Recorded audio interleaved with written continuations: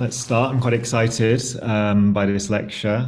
We were just discussing with Helen how we kind of crossed paths just as I left Cambridge. She was arriving.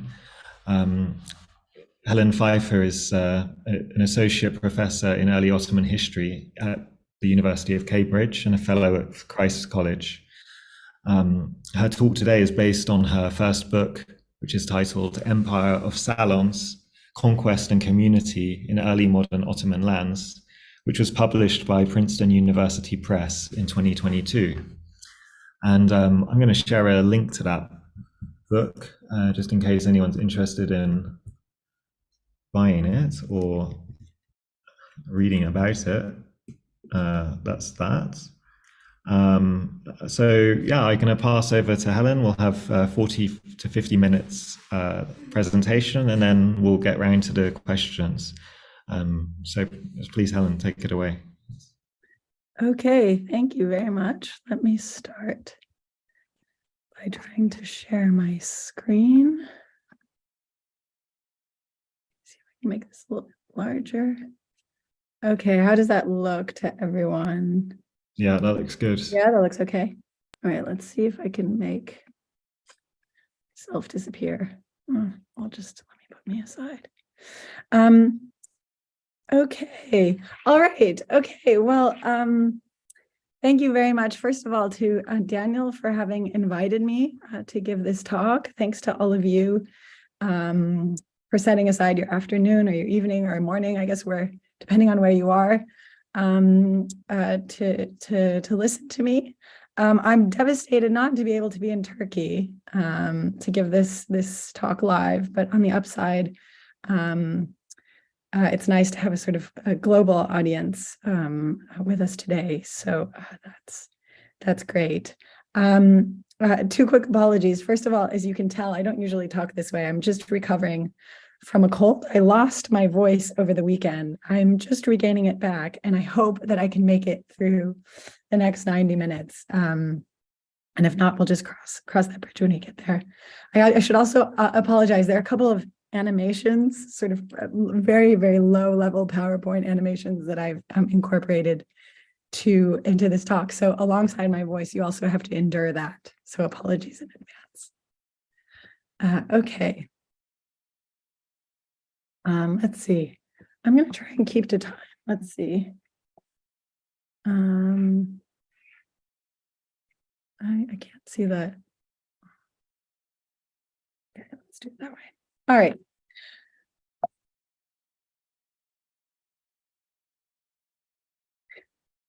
Okay, surely everyone in this audience will have heard of the French Salon. In these now legendary gatherings of 18th century France, intellectuals came together in a specially designated part of the house, the Salon, to discuss philosophy, literature, and politics. And of course, these salons gained special meaning when Jürgen Habermas praised them as one of the birthplaces of the bourgeois public sphere. So according to him, alongside coffee houses, these salons helped to breed a more critical debate, a more critical sort of public debate outside of the control of the courtly elites in the courtly sphere. Less familiar to most audiences, although surely not to many in this audience, is the Ottoman Salon. Now, the Near East had long since nurtured a sociable tradition with, I think, strong parallels to its French counterpart. So starting at least from the 9th century, intellectuals from all the way from Iraq to North Africa gathered again outside of the courtly sphere to discuss literary and scholarly matters. Now, the Ottomans, as the dominant power of the early modern Islamic world, were heirs to this tradition. So all across Ottoman lands, gentlemen, and this is crucial, from different professional and linguistic or ethnic backgrounds met to discuss important matters, to exchange ideas, to recite poetry, to consume food and beverages, listen to music, and quite simply to enjoy the company of others. In fact, Such gatherings were so common and so widespread around the Ottoman Empire that some gentlemen came to suffer from a sort of salon fatigue, which I think is probably similar to the Zoom fatigue that we know from the pandemic and hopefully that we're no longer feeling today. So these men who suffered from this sort of salon fatigue would often actually withdraw, self-consciously withdraw from these gatherings for a few months or even for a few years. So I myself have spent the last 10 years or so studying these gatherings, and recently, as Daniel mentioned, published the results of these studies in my book, Empire of Salons. PUP has given me a discount flyer for this talk. It's PFE, the first three letters of my last name, 22, and that will be functional until I think the new year, until February. I'll show it again on the last slide in case you don't manage to catch it now and you do want to buy the book. So the book fundamentally argues that Ottoman salons were important arenas for the making of Ottoman society, Ottoman politics, and Ottoman culture. Now, I think it's safe to say that salons were important throughout the early modern period, but the book really focuses on one particular period in which I think salons had an especially important role to play, and that was in the wake of the Ottoman conquest of the Mamluk Sultanate in 1516-17. Now, this was a truly spectacular conquest that gave the Ottomans control over Greater Syria, over Egypt, and over parts of the Arabian Peninsula. And this included, of course, some of the most prestigious cities in Islam: Mecca, Medina, Cairo, Damascus, and Jerusalem. The conquest also crucially changed the demographics of the empire. So the empire previously, with its emphasis in modern Turkey and southeastern Europe, had previously been dominated by speakers of Turkish and of various different Balkan languages. And now the empire had to contend with a large population of Arabs. The challenge the Ottomans faced in the wake of this conquest was how to incorporate this population. And of course, this was an administrative process, but the focus of the book is really its sort of social components. So who were the key figures amongst the new Arabic-speaking provincial elite? This was one thing Ottoman officials had to figure out. And how did they fit into the empire's existing social hierarchy? So the book argues that salons were very important sites in which these kinds of social determinations and were made and social hierarchies were negotiated.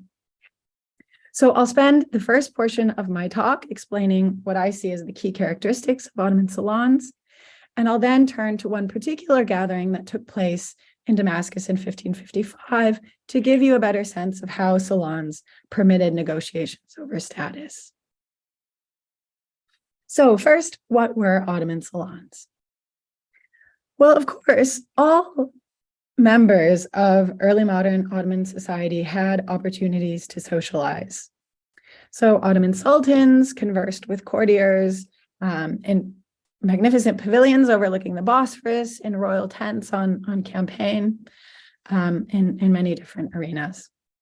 Women congregated in bathhouses, often, as we know, or also in the family quarters of the home. Wealthy religious minorities also entertained one another in elaborately decorated rooms of their houses. And artisans and peasants met to talk, to play music, or even to drink in their own small private chambers, in barbershops or in orchards.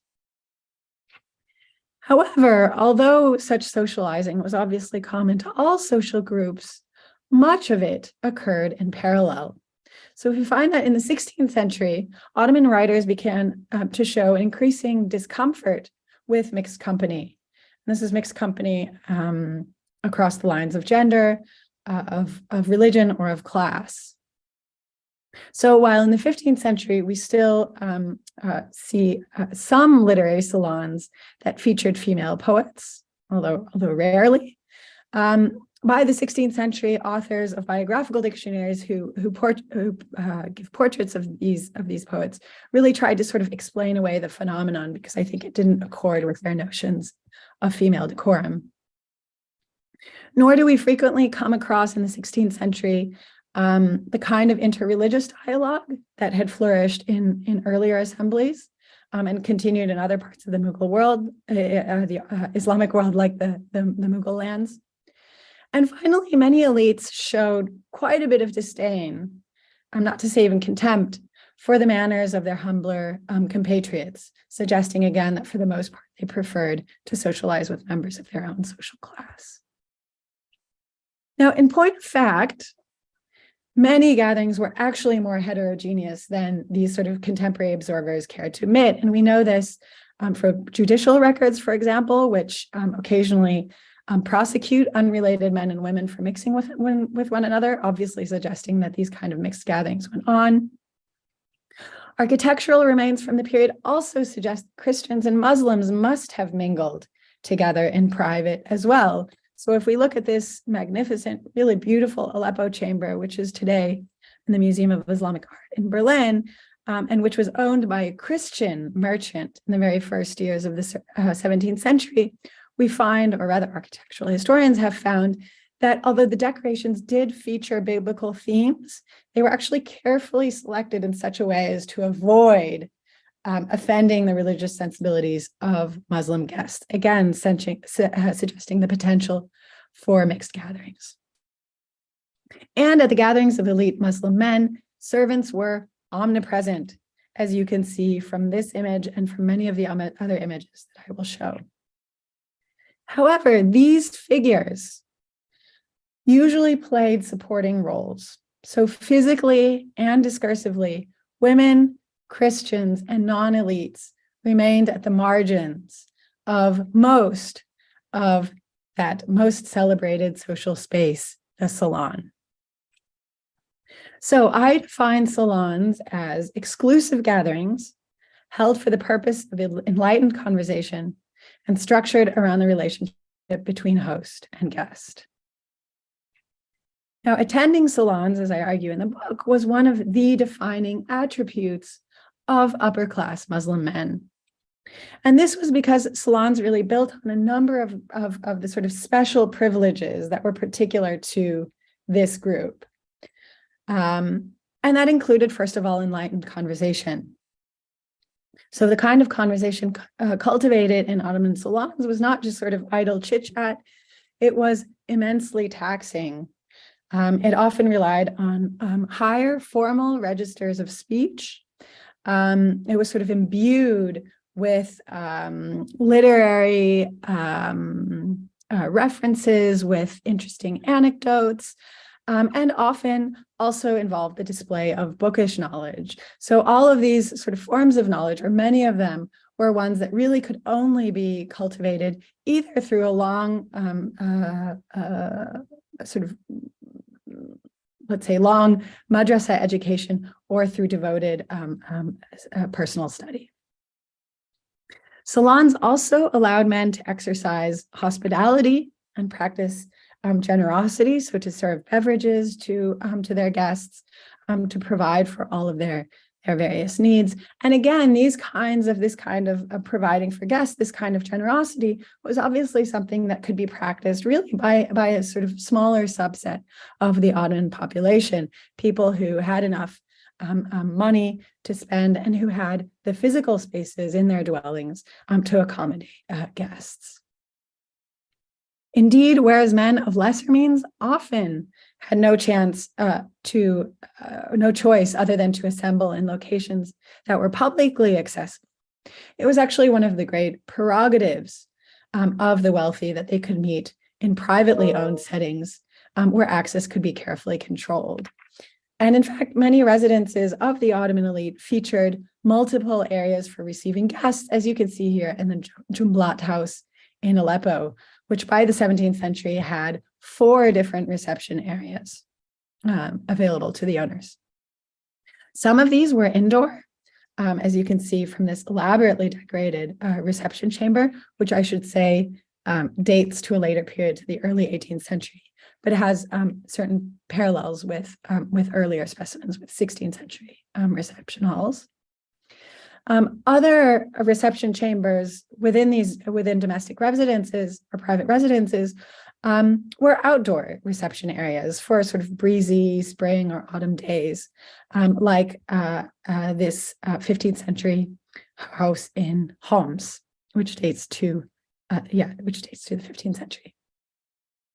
And often these the reception area up here were placed in large courtyards with sort of pools of water overlooking greenery, citrus trees, etc. Others had entire pavilions for sitting with guests, like this stone structure south of the walled city of Istanbul. However, the upper classes actually also had the luxury of utilizing a range of public spaces for their gatherings.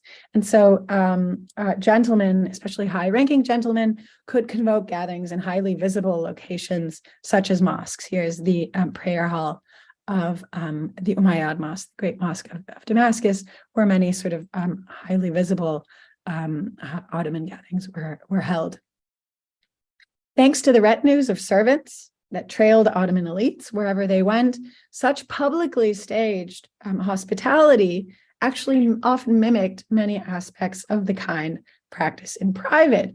And I would argue that even though they were publicly visible, privacy in the sense of exclusivity would be afforded by other means. That is, by the organization of circles into bodies and by the distinctive headgear and clothing that would have marked participants out as elites and would have signaled to most passerbys, I think, that this was a sort of gathering of the elect. Now, one of the main attractions of Ottoman salons was their flexibility. So depending on the needs of the host or of his guests, salons could be put to a variety of different social ends. And one of the most important of these was entertainment and leisure. And this is really something that has been emphasized in scholarship on the salon before me. So contemporaries threw lavish banquets, they listened to music, they drank wine or mingled with prepubescent boys. And usually in almost all of these gatherings, a special role was reserved for poetry, which was sometimes read aloud or recited impromptu in these sort of exclusive soirees.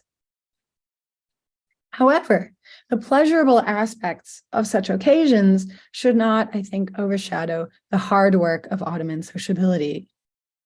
Now, the word sociability, or Geselligkeit in German, was initially conceptualized by the sociologist Georg Simmel as a form of social interaction that was devoid of meaningful content. It was sort of frivolous, and it was performed sort of purely for its own sake. But more recently, historians have taken up the term and have recast sociability as something more serious, as what I might call work with a purpose. And this is really how I would see Ottoman social gatherings.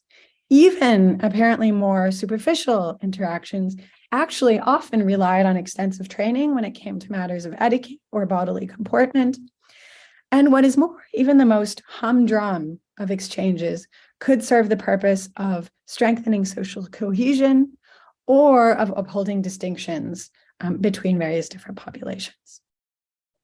And that's really the aspect of Ottoman salons that I want to focus on today. Across the Ottoman Empire, salons acted, I think, as very important stages for building social relations and for making claims about social status.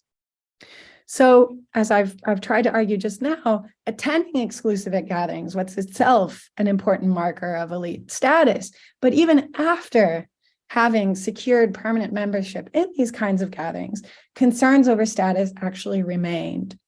So salons, one of the interesting things to me about salons is that they forced participants to enact their rank, to continually perform their rank through elaborate physical performances. And this extended to questions of what they wore, how they looked, how they were greeted, where they sat. And all of this really not only reflected their status as it was defined elsewhere, but really helped to define and clarify participants' relative positions within the elite.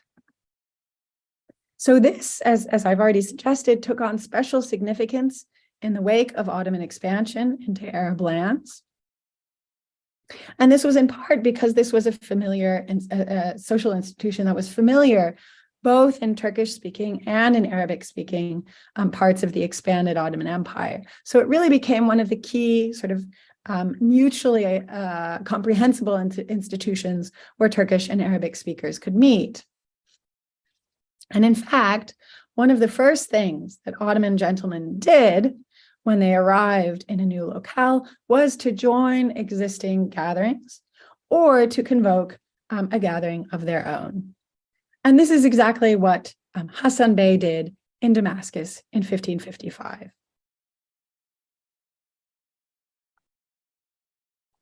Okay.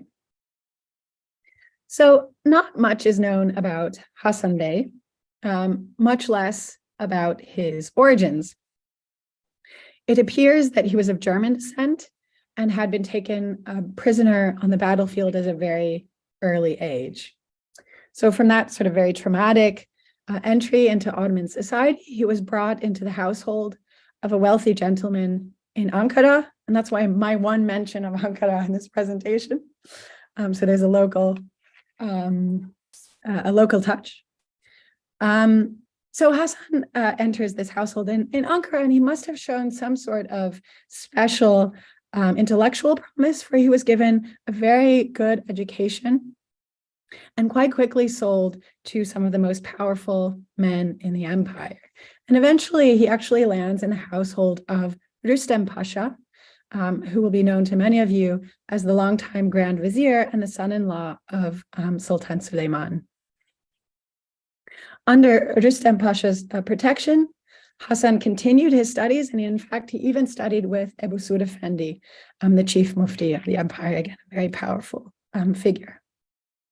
In the 1540s, Hassan Bey was likely manumitted because he started his own career. And so he first acted as a professor at various madrasas in the imperial center before being appointed chief judge in Damascus in 1552. So as chief judge, or Qadi al-Qudah, Hassan was a very important member of the provincial hierarchy, and he was second in rank only to the governor. So as chief judge, he presided over the local judiciary, which gave him the power to appoint and remove deputy judges. But he also had a variety of administrative duties. So he had to implement imperial directives. He oversaw various local administrative tasks such as tax collection. Now, this rank outside the salon also translated into a leading seat within it. Most importantly, it quite simply thrust him into the role of salon host. So acting as a salon host was seen as a real privilege in Ottoman society, something not achievable by just anyone. It not only symbolized a person's power, but it really materialized it in very concrete ways. So the first way in which it materialized that power was quite simply not having to leave the house, right? So you could sort of receive people in the comfort of your own home without muddying your sort of your boots, your proverbial boots, and your actual boots to go visit them. And I think we can see echoes of this also in Ottoman foreign policy, right? In the way in which Ottoman ambassadors usually came. European ambassadors usually came to the Ottoman Empire rather than to have ambassadors sent out, as the Ottomans would only do in the 18th century. So hosting also conferred the privilege of presiding over the gathering, which meant, of course, determining who was present, and to a lesser extent, also determining the conversation, at least being able to steer the conversation.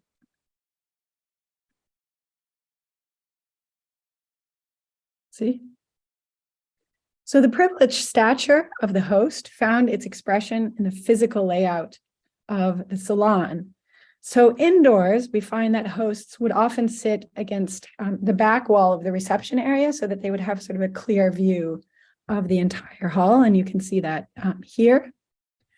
Hosts might further accentuate their position by using architectural features, letting themselves be framed by windows or by tiles, or when they took place in mosques by prayer niches.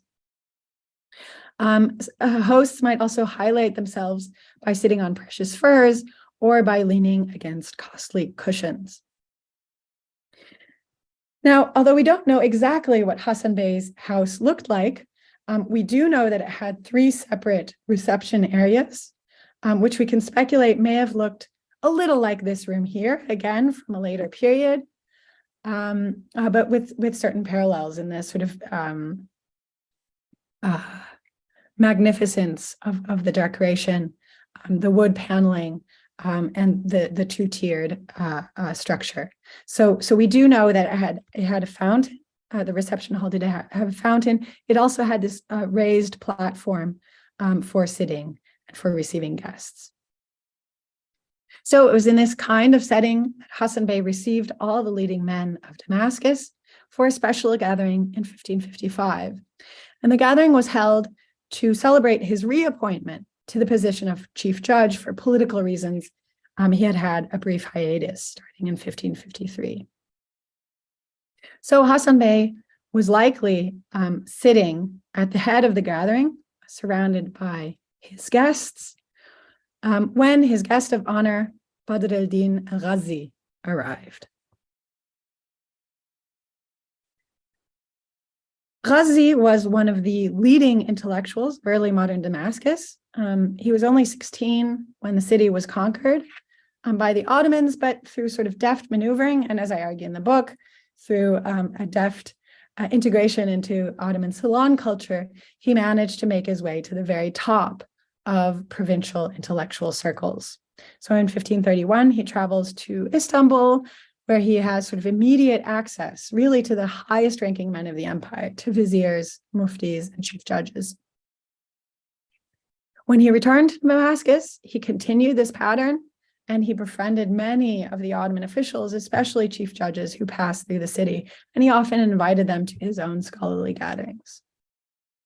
Around 1540, his social commitments became so numerous that he decided to go into seclusion. So for the rest of his life, he actually withdrew from social gatherings. He did continue to host people in his own sort of isolation cell, but he really kept a distance from actually just the kind of sort of schmoozy gathering that Hassan had called him to attend on this day. So just once, it seems, that Ghazi made an exception and actually agreed to attend Hassan Bey's gathering, just this one. So Hassan obviously knew to appreciate Ghazi's appearance and immediately stood up to welcome him. Hassan walked all the way to the fountain at the center of the hall to receive his friend, embracing and kissing him before the assembled party. And I should say that this detail, which we really find in the written sources and the descriptions of Hassan's salon, was not just invented for literary or sort of decorative effect. These kinds of physical interactions really acted as the highly visible and tangible expressions of human relationships. Images also attest to this, and so do other sources, which often record, for example, in encounters with the Ottoman Sultan, they will record how many steps did the Sultan make as he received a certain scholar, for example. In Hassan's case, we know from biographers that he commanded so much respect that even high-ranking men who came before him would often keep their heads bowed in his presence. So it then fell to Hassan to seat his guest, to seat Ghazi. And this was no simple task. At first blush, one might take seating arrangements to suggest social parity among the participants. So whether guests were seated on carpets spread across the floor or on low wide bench that sometimes ran along the perimeter of a reception chamber. The guests were usually arranged in circles or in semicircles, and they were at eye level with one another, which again we could see as suggesting some sort of social parity. In fact, however, these seating arrangements were profoundly hierarchical. We've already seen the way in which the host chose his position carefully at the head of the circle. To the right of the host was then the guest who was most esteemed, followed by the seat to the host's left, which was the next most coveted spot. And from those two pillars on either side of the host, the hierarchy descended downwards on both sides. So this hierarchical system, as you might imagine, was a recipe for conflict. So one problem was quite simply that many men just had an exaggerated sense of their own social standing. So we see poetry that reflects on this kind of thing. As Fevri Effendi quipped in the 16th century, if it is a salon of the learned, everyone deliberates about his spot. By sitting in the front, a fool imagines that he is on top. But far worse than this sort of exaggerated sense of self-confidence among some members, there were in fact countless and in fact often conflicting factors that gave someone the right to a leading seat in the salon. So one obvious one was a man's political office. And this was, I think, no doubt, probably the single most important factor for determining his seat. And we saw that in Damascus, it meant that chief judges and governors often hosted their own salons, so had the leading seat in a gathering. And if they attended one of the other gathering of another high-ranking intellectual, such as Ghazis, they would usually, almost always, be seated to the host's immediate right. However, there were other factors other than rank that also had to be taken into consideration. So one thing was just personal relationships. So a host might seat a family member or a very, very close friend next to him as a sign of affection. A prestigious lineage, family lineage, was another trait that made someone worthy of a high seat. And in fact, Ghazi wrote an etiquette manual in which he argued that it was important. One of the sort of basic rules of good companionship was to know the names and of one's brethren or one's fellow guests and their ancestors, so as, quote, not to infringe upon their rights. Learning, too, you can imagine, was valued, and contemporary sources are full of anecdotes in which leading political figures, including sometimes the Sultan himself, would defer to scholars by offering them an honored seat. So again, you can see how this is in conflict with other factors. Wealth, of course, too mattered, at least in the eyes of some. As one scholar complained, the low and the vile are respected in the world, the learned are always dropped. The state of the world is that of the ocean. The pure jewel is at the bottom. The carcass floats at the top. So many salons, especially gatherings of friends, sort of regular gatherings of friends, probably featured seating arrangements that were habitual and therefore more or less uncontroversial. Yet, in some ways, I would argue that the more exceptional the makeup of an assembly was, the less likely it was that there was some sort of agreed upon social hierarchy upon which seating arrangements could be based, right? Because it brought people together that perhaps didn't see each other on such a regular basis.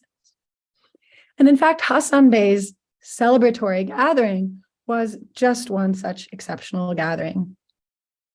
So returning to his seat on the elevated platform after having gone to greet Ghazi, Hassan Bey invited his esteemed guest, obviously, to sit down to his immediate right. This was the state of affairs when the next guest arrived, Ala ad-Din al-Shafi. Now, Ala ad-Din was also a leading scholar of the city. He was a local Damascene. He was an influential mufti. He was a Shafi like Ghazi.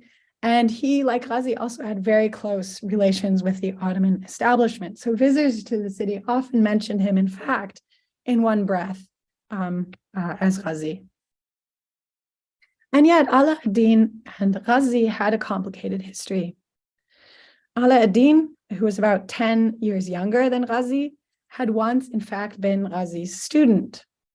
However, by Ghazi's telling, the relationship had soured when, one day in class, Ala ad-Din had burst out laughing uncontrollably. When Ghazi admonished him for this behavior, Ala ad-Din had stormed out of the classroom, never to return. And in fact, the relationship had been rocky ever since. According to one local historian, Ala ad-Din had really come to downright detest Ghazi. He emerged as a fierce critic of one of Ghazi's more controversial writings, and he even actively claimed to anyone who would listen that he was more learned than Ghazi. Since Ghazi had withdrawn from the Damascene social scene over 10 years prior to this gathering, it's possible that Ala ad-Din had actually managed to avoid being on close quarters with his old teacher for over a decade. And perhaps he hadn't actually expected to meet him on this occasion. Or it's also possible that Ala ad-Din saw this occasion as a chance to make his opinion of Ghazi public. He was now in his mid-40s, and he may have felt ready to challenge Ghazi and his status as the city's sort of premier mufti and Shafi scholar. Or maybe he simply acted in the grip of his emotions, which were obviously not fully under his control, and was maybe sort of frenzied in the grip, frenzied in the unexpected presence of his rival. Either way, according to the historian from which this account is drawn, it was clear where Ala ad-Din should have sat after his entry into the reception hall, namely below Ghazi, that is, to his immediate right.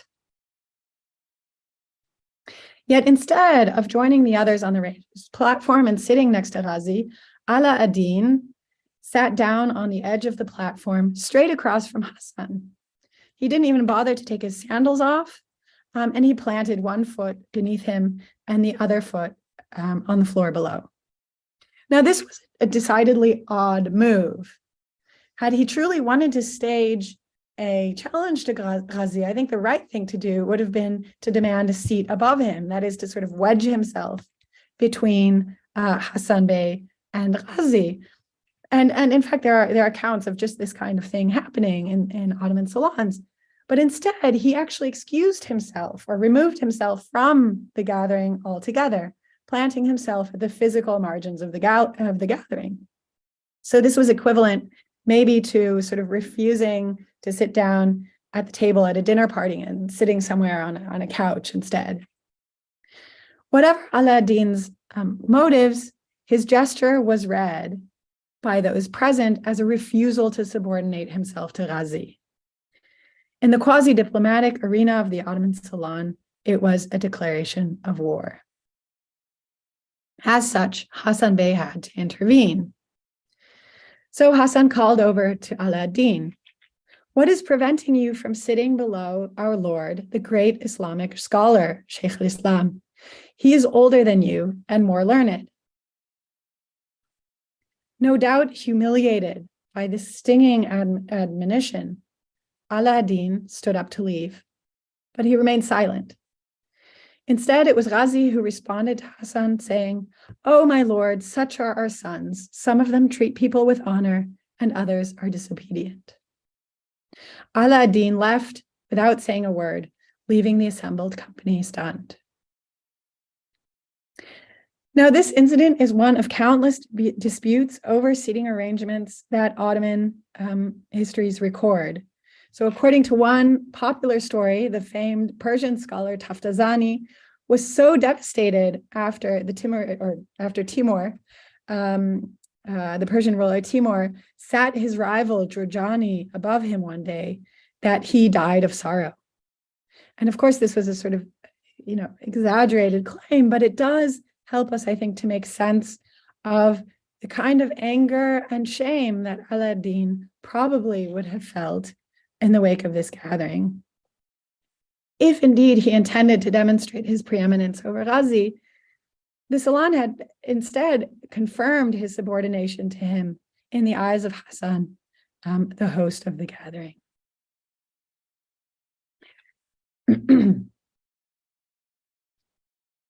But however powerfully this incident conveys the stakes of salons for guests, it also actually draws attention to the power salons bestowed on hosts. After all, it was Hassan who decided that Ghazi deserved the seat of honor, and it was Hassan who forced Aladdin to occupy a subordinate position. Had Hassan, for example, risen to greet not Ghazi, but Aladdin and invited him to sit to his right, Aladdin's experience would have been very different, and his experience arguably not just within the salon, but really for his social and professional stature outside of the gathering. As such, it really mattered that Ottoman officials were thrust ex officio into the role of host. It meant that these officials not only had control over the formal levers of power, the administrative levers of power, as we know, but it also meant that they became really important arbiters of social status. And yet, whatever privileges Ottoman functionaries may have enjoyed as hosts, they did not escape judgment. And this is suggested by the next and final guest that we know to have arrived at Hassan Bey's salon, namely the preacher, Khatib, of the city's great mosque, of the Umayyad Mosque. Hassan Bey welcomed the preacher upon his arrival and exclaimed in an expression of respect, "Dear preacher, you are my father." The preacher declined modestly, subordinating himself verbally to the judge. "Oh, no, not at all, my lord, so help me God. I'm the father of all the judges, except for you, my lord. I am your son, and you are my father." Now, on the surface, this interaction seems like a standard, if somewhat idiosyncratic, exchange of obsequies. But as the preacher later explained to those who had witnessed the scene, it actually had a subtext. Out of earshot, he explained, "Did you hear the gentleman, that is Hassan Bey's, did you hear Hassan Bey's words to me? You are my father. Well, that would imply that I am a Christian, since he is a former slave of Rustem Pasha and has Christian origins and a Christian father. I responded to him in the way that you heard, that he is my father, since he is a Muslim, and hence that would make me Muslim." Now, the extant description of this interaction is frustratingly brief, so we really are left only to speculate about it. But it does seem, I think, safe to assume that Hassan Bey had never meant to imply that the preacher was a Christian, but simply to pay him a compliment, right? To flatter him. And yet the preacher took his host's innocuous comment, his flattery, and turned it actually into a sectarian matter.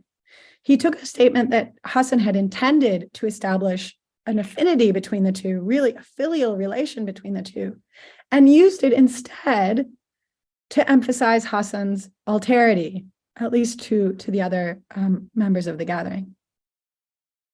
What is more, he suggested that his verbal subordination to the judge, that is his deference, "No, you are my father," had actually simply been a ruse, leaving open the suggestion that perhaps he did feel himself to be preeminent. That contemporary readers may have been uncomfortable with the preacher's response is suggested by the historian's comment that he adds at the end of this interaction, reassuring readers that it was just a harmless joke. Be that as it may, one thing is certain. Hassan's religious background formed a very important part of how the judge was received in Damascus salons. So in many ways, I think Ottoman salons were a key location for the formation of a shared Ottoman identity. As men traveled across the empire, visiting salons in every locale that they stopped over in, they naturally brought with them their fashions, their poems, their behavioral expectations, and their ideas. And the relations that they built in these domestic contexts were often very affectionate and often long-lasting. They sometimes even lasted across generations. And all of this, I think, contributed very much to a more unified imperial elite. And yet, this did not mean the erasure of social or cultural difference. Matters of identity were never far from the minds of 16th century salon goers. For hosts, as for guests, salons were stages on which status and identity were continually evaluated and, in fact, placed in conversation with the status and identity of others. In salons, as in elsewhere, attributes of high status, as defined by political office, were no doubt important. As we saw, this gave Ottoman officials an immense amount of social influence. However, their power was never absolute. Lineage, learning, and even religious pedigree also affected the respect that men enjoyed and the privileges that accrued to them in this particular social space. In the arena of the salon, social status was continually, sometimes painfully, negotiated. Thank you.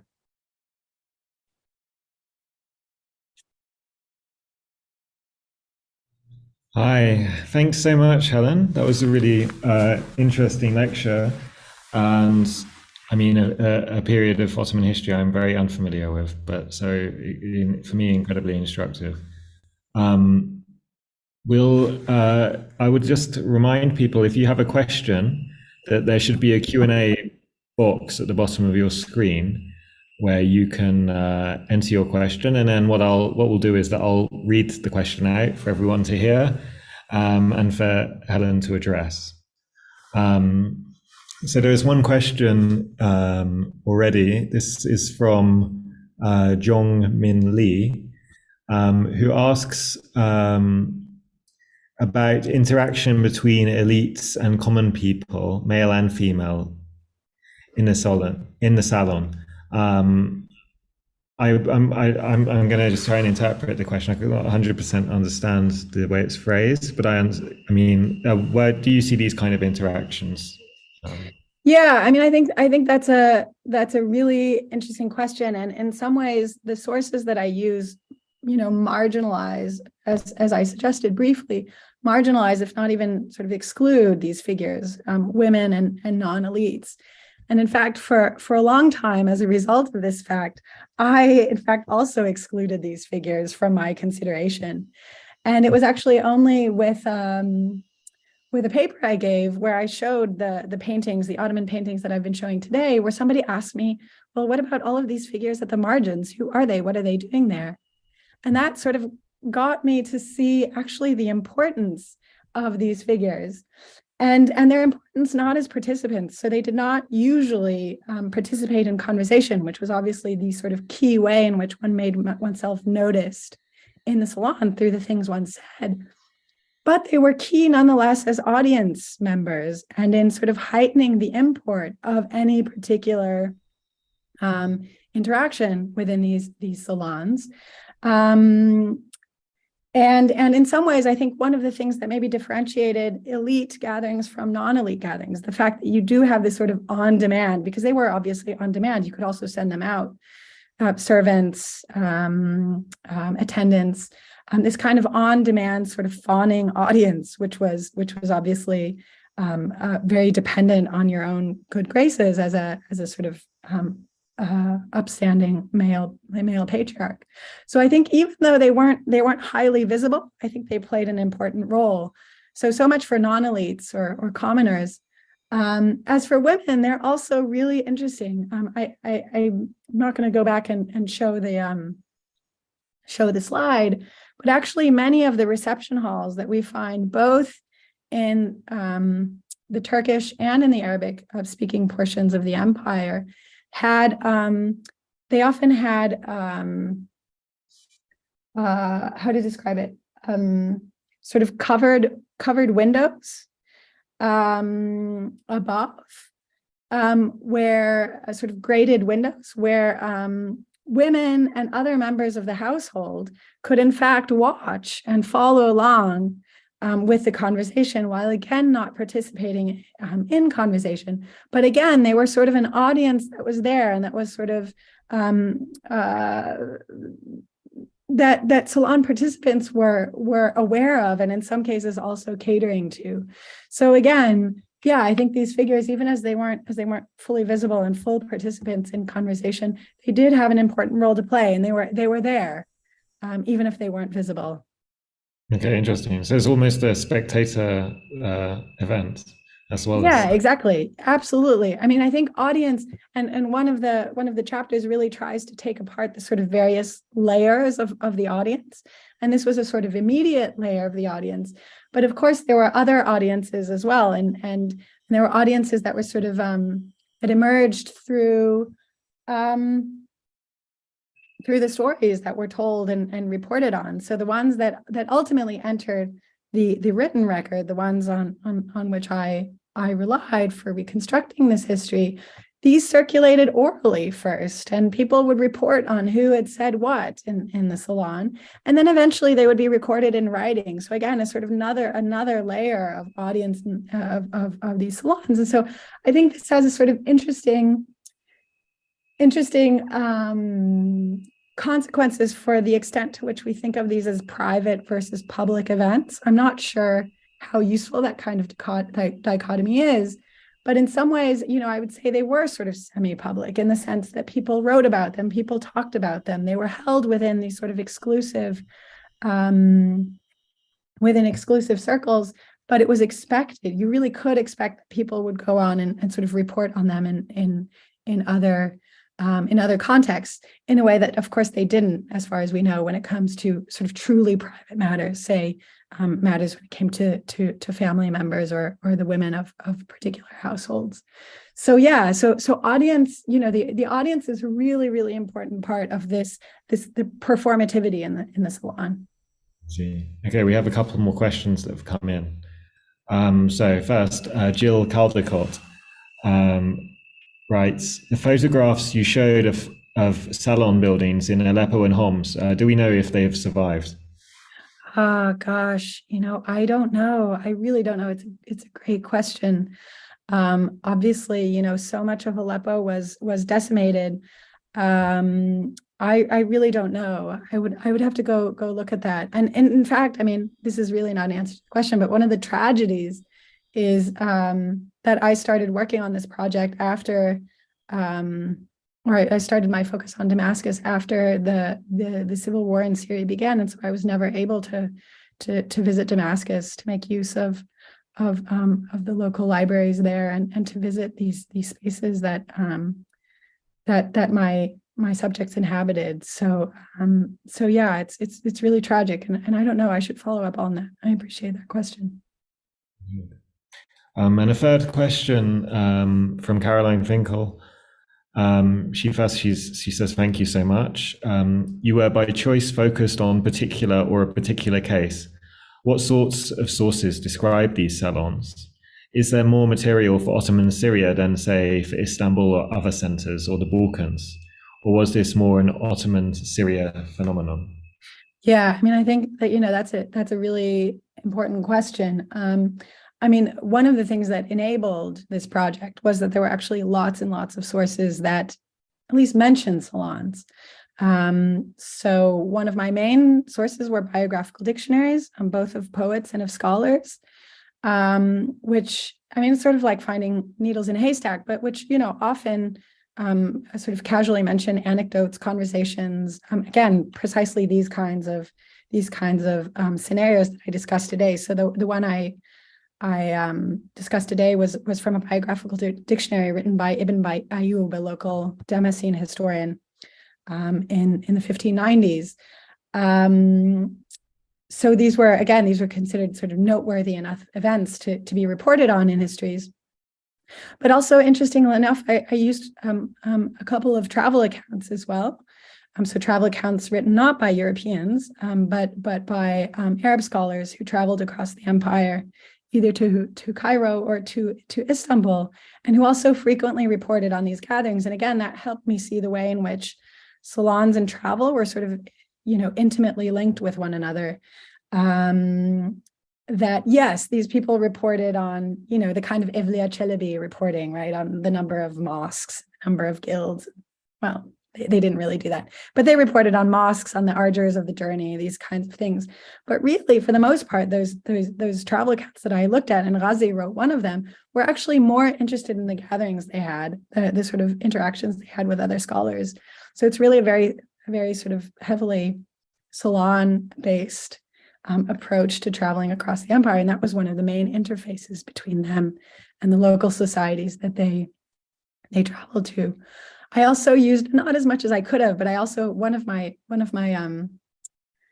scholars that I focused on, Muhibbuddin al-Hamawi, also has a letter collection, which I hope to publish something more on, because it's really interesting. It's basically all of his letters, epistolary exchanges with various men across the empire. And often he's sort of reminiscing about, remember that salon, and that was so great, and we had so much fun, and blah, blah, blah.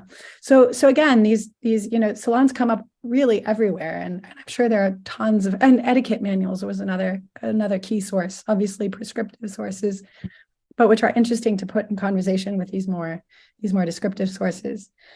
About this question of the focus on Syria, I think it's a really good question. I was limited, by language. So, I read Arabic, but not Balkan languages, and I sort of had to narrow my focus on a particular case study. This was a dissertation at one point, to make it manageable.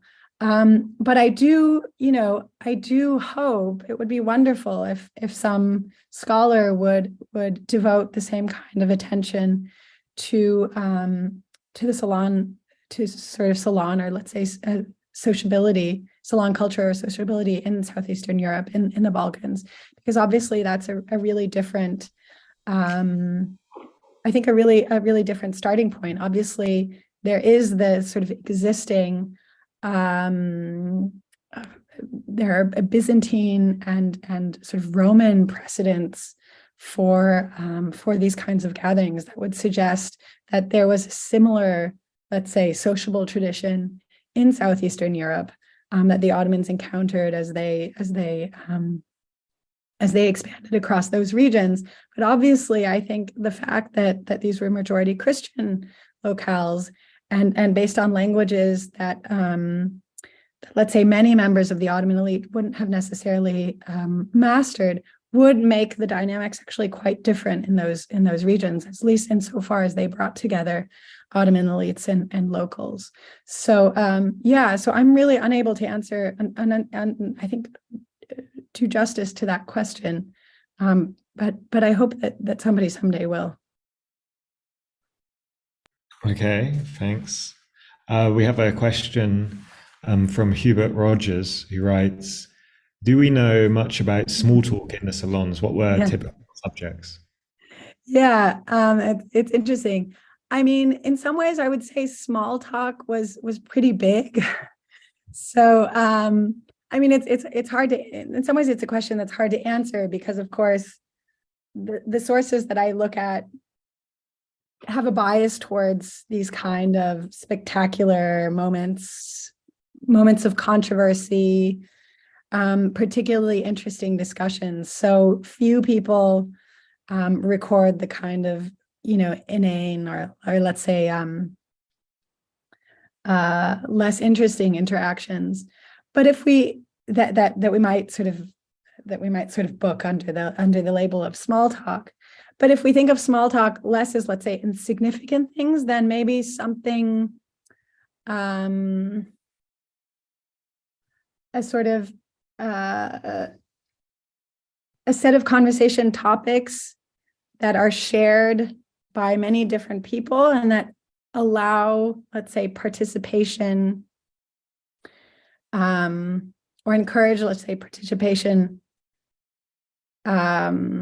regardless of one's background. The sort of like football, or American football or soccer, right, as a sort of topic of conversation that brings together people of very different backgrounds. I think it was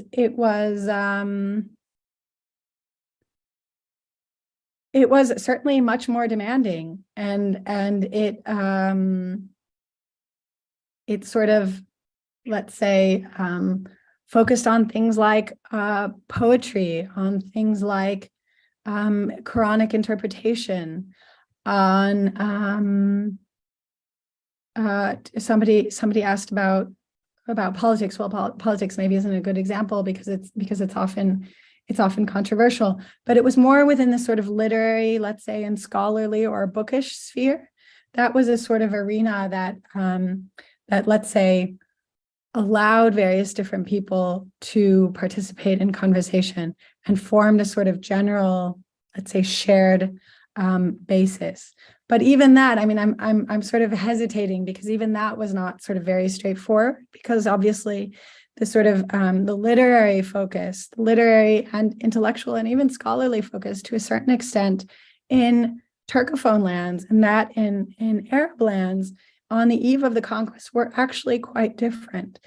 So actually one of the difficulties is in the first decades after the conquest, the decades that I really focus on, actually people often struggle to find a common language and a common set of topics on which to sort of on which to focus for these kinds of gatherings. That was a real struggle. So yeah, it was really not totally straightforward. But yeah, I would say, jokes, historical anecdotes, that kind of thing. That's probably the closest thing we come to small talk. Okay, thanks for that. Yeah, you picked up on this question. Okay, Yeah.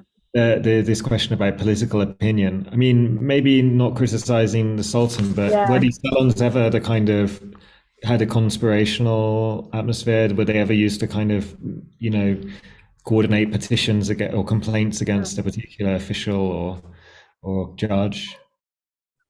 Yeah, I mean, I think it's really interesting. I mean, one of the chapters really focuses on salons as sort of spheres of governance, if less maybe sort of political debate. But I think political debate is in part of that. And one of the things I've spent quite a bit of time talking about is the sort of is the endorsements that the new, and I would say quite tenuous, Ottoman state received from local Arab scholars in Damascus in the first decades after the conquest. So Ghazi's father, for example, he often composed poetry about some of these Ottoman officials, including some of the more controversial Ottoman officials, sort of endorsing them and saying how pious they were and how great they were. And so in some ways, I think this is sort of the opposite of what you guys are talking about. This is using the salon as a sort of sphere for legitimating Ottoman political power. And I think that legitimation on the part of locals was really important, especially as the Ottomans were trying to sort of establish their presence.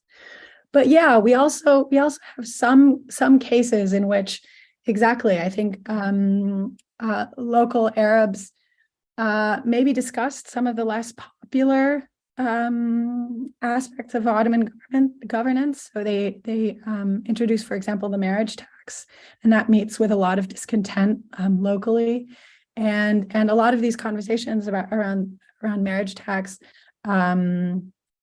first happened in smaller circles, maybe without Ottoman officials involved. And then ultimately, actually, these kinds of salons brought officials, Ottoman officials, and local Arabs together. Were also one of the places where these grievances could be aired, and where discussion about these new policies could be held.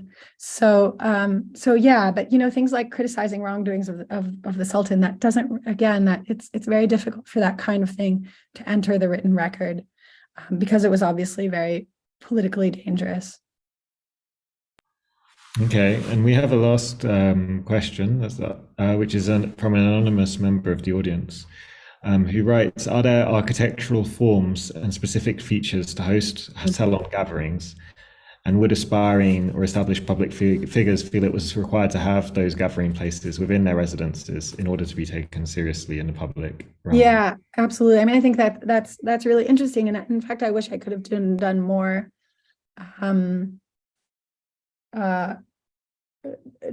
really research on the physical context. Obviously, that's made difficult by the fact that many of these buildings have been subject to not just wars, as we were talking about earlier, but also just to years and years or decades and centuries, really, of alteration and restoration, which makes it very difficult to sort of recover their original form. And there's not that much scholarship on 16th century domestic architecture on which I could rely, not being an architectural historian myself. But certainly one of the sort of classic, or some of the classic features are some of the ones that I highlighted today. So this sort of raised platform for receiving guests. We find this both in the central parts of the Ottoman Empire and in Arab lands.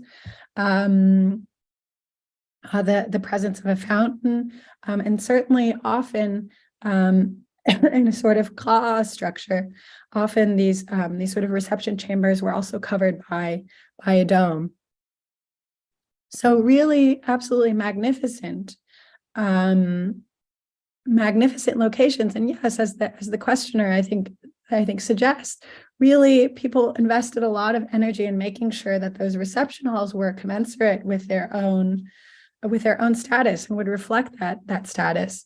And so as a result, we do find also descriptions of these reception halls, and accounts of actually some of these Ottoman gentlemen being very involved themselves in the sort of curating of those spaces. So they took a sort of active interest. They didn't just sort of let some artist decide what it would look like, but really put a lot of energy into selecting the quotes that decorated these spaces, and again in making them sort of outward facing. Outward facing sort of self-presentation. Okay, thanks. I don't see any more questions for now, and I think that we should give your voice a rest. Thanks so much for powering through, though. That was a really fascinating lecture. And I think that I'll just add in the chat, because it wasn't so easy to see for some reason, that slide, but it was the code for the discount is PFE, is it 22? It's PFE 22, exactly.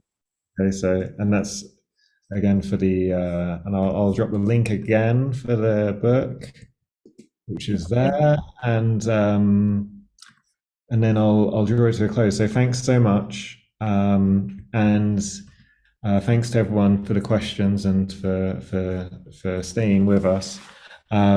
We'll have many more events, and you're welcome to kind of follow our social media or sign up to our mailing list in order to keep track of those. So yeah, and I'm going to end the meeting there. And thanks again, Helen. All right, thanks again to everyone for your questions and your attention. Bye bye.